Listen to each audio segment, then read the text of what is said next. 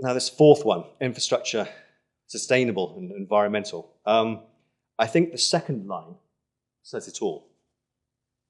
If you are a government with that situation, or if you were living in a country with that situation, how long do you think you would keep quiet about it? How long would you suffer that situation? Not very long is the answer. To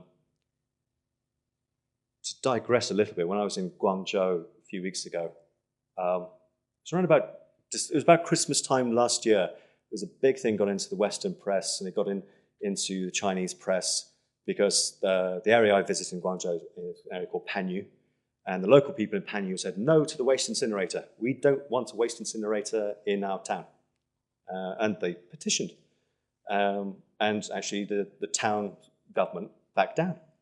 And it was even in Beijing, they were standing up, a great wall of people saying, no, Chinese governments now do listen to the people. Okay. 12 months later, you go back, and what's happened is the local government said, fine, we listen to you. You don't want a waste incinerator. Fine. But we've still got waste. So the site we were going to use for the waste incinerator plants, we're just going to dump it all there. And now, a 2-mile radius around it absolutely stinks. And the local government saying, fine, you didn't want a waste incinerator. We're just waiting for you to come back now and ask us to have a waste incinerator. So democracy works in funny ways in China. But the headline figures of how important it is nationally is very, very crucial. Also, because it goes down to all levels of government, so you've got provincial, city, town, village. Every single government official wants to tick his green credential box. The only way he can do it is spend money on green technology and cleaning up the environment, water, air, solids, and even sound pollution. So there are British companies who are going out there and doing nice business in all sorts of areas of emissions.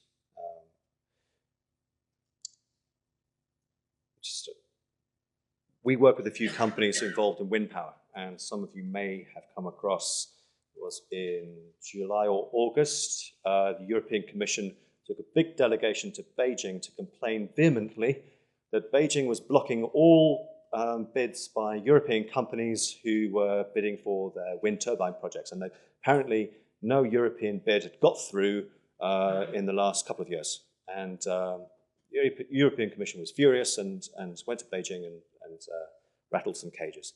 The bids from the Chinese side were very, very clear. We would like you to bid to build and then maintain wind turbine facilities.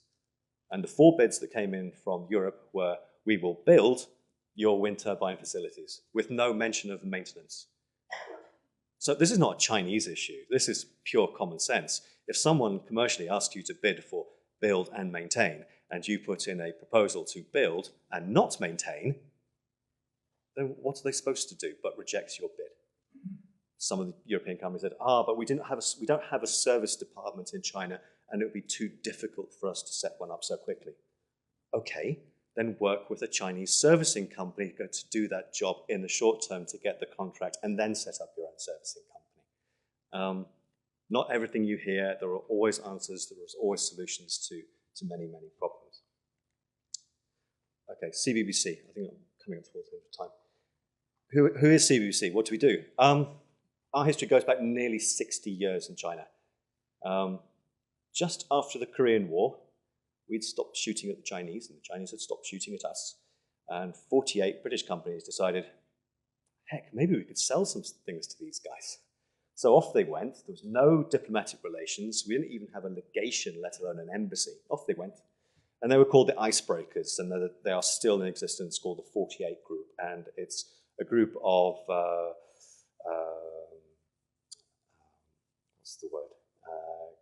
Individuals who've worked with companies in China and know a lot about China. And basically the 48 Group is a nice group. They get together. They don't do any policy. They don't do any reports, don't do any press releases. But they are influential in the fact that they're the guys who continue to keep on breaking new ground in China. And they are a group which is respected not just by the Chinese government and community in the UK, but particularly by the Chinese government across China. There weren't any other foreign companies knocking on the Chinese door in 1953, saying, or 1953, saying we'd like to start doing business with you. It just didn't exist. We were the first. China Business Council, through various name changes, we started as basically the permanent office of the 48 Group in China, and we developed from that. And it's a nice way to think of us as more like the trade association of British companies working with China. So we're here to get people to network, to get people to understand, get people to learn off other people's experiences. At the same time, the last 3 years, we've been working with UK Trade and Investments, supplying research projects for companies who don't know very little to start off with about China. And it's mainly about making those market introductions, making those business introductions, and guiding companies how they should conduct and prepare themselves for those meetings. And it works pretty well. But across the board, from companies who need a translator, need an interpreter, need help getting a visa application, you don't really need, but some people, it's just more convenient to bundle it together. All the way through to sitting down with you in a meeting in Shanghai with the banks, the accountants, the property agents, and discussing the wheres and whys and problems you will go through when you're actually setting up your own business. We're there. And if we can't help directly, because we're a membership organisation, there's always someone within that group who can. Thank you very much. I'm just going to go straight on you. Thank you very much.